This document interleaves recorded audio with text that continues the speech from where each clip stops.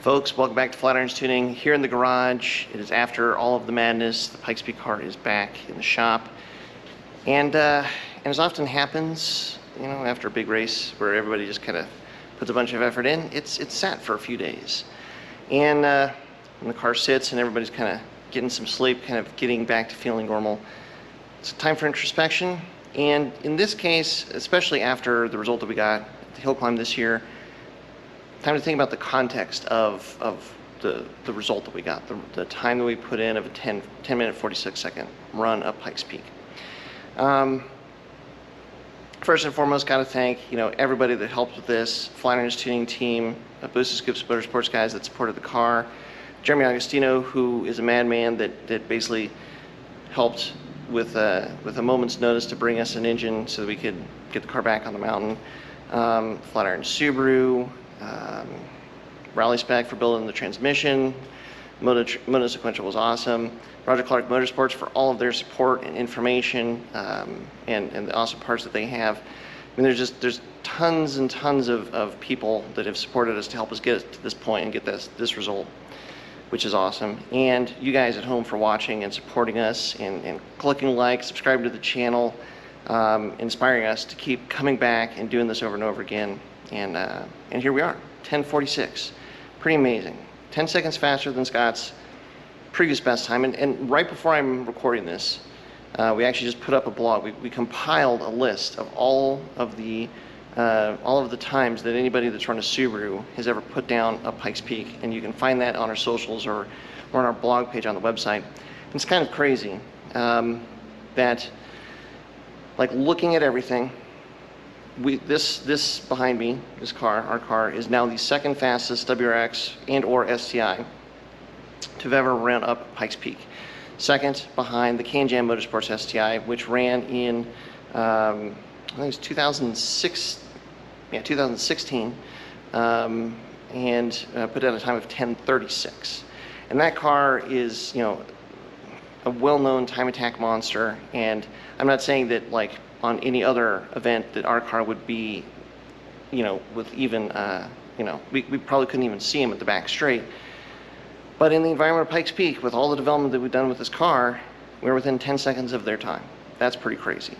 In terms of just the race this year, 2024, we were 2 seconds off the podium. We were fourth in time attack 1. We were only 2 seconds behind the 997 GT3 RS driven by Jerome France, which is nuts to think that, a WRX that's modified but still has, stock engine, stock heads, 2 seconds of a GT3 RS. That's nuts. We're 3 seconds faster than Ron Zars in an Ioniq 5N, which is wild, figuring that that's a slightly modified car that you could kind of just go down and buy if you wanted one. But I mean, EVs, it's a whole different game. I've said a few times, if you listen to the podcast, that like EVs are kind of cheating on Pikes Peak. Just, you don't have to deal with the altitude, but that's pretty wild in and of itself. We were 5 seconds faster than Catherine Legg in the factory Acura supported Integra. And she is, a fantastic driver. And I think that, again, just speaks to the development that we've done in this chassis. That is crazy to us. And just because there was a lot of people that were watching it, we beat Rob Dahm in that 3-road RX-7. We beat him by, I think it was 18 seconds. I've got my little cheat sheet here in front of me. So, yeah, pretty crazy. Our target time overall is to be the fastest Subaru ever to run up Pikes Peak, which I have down as Ken Gucci, his 2014 run in Cyan FRS, but the engine says Subaru. I think that still counts. And he did a 10 minute 30 second run. So we want to get sub 10 minutes and 30 seconds. And can we do it? I think we can do it. I mean, every year we're getting closer, and we learned a lot this year. Geez.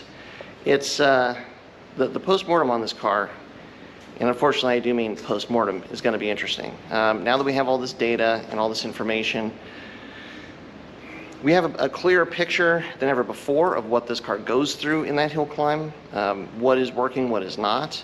Our cooling system was the best that it's been to date, but it still got a bit hot. The oil got definitely a bit hot. And I think that the car just does not like running that hard for that long up that mountain. I can't say as I blame it. Like I said, still on the stock engine, stock head, stock cams, all of that sort of thing. And there's lots of reasons for that. Partially simplicity, partially, to keep costs down, partially because we had so many other problems and we weren't really running into an issue, at least not that we thought, of using these stock components, that we wanted to put our energy and our dollars to fix these problems rather than, throwing in a built engine that costs 2, 3, 4 times as much as what we have. And the availability of spares, which again this year came in clutch. If we had some crazy unique one-off engine, probably Thursday overheating, that would have been the end of our race this year. So there's a lot to consider there. The data logs are wild. I've talked to Harvey already about it. We pulled the data logs. We've looked at it. We're going to do a video just going through the data logs. So stay tuned for that. But some interesting details. The biggest one I can tell you is down here. If you can see it, let's see, it's right down, intercooler over there. Yeah, the bumper got pushed into the intercooler, and the intercooler was so hot it melted the bumper. And that's not great.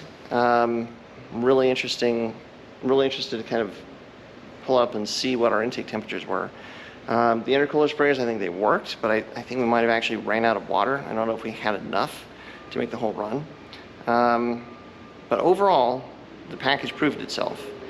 It's just kind of down to, we need to work on the reliability of the engine. I think, and this engine, it went together really fast. I'm not saying it was done 100% perfectly.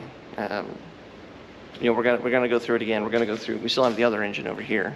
It has not moved either. So we're gonna go through both of these engines, go through our data, look at everything, and then come back and start making a plan for next year. See what we can do about finding those 16 seconds. See if we can be the fastest Subaru at Pikes Peak ever. So, yeah, that's where we're at. That's the state of things.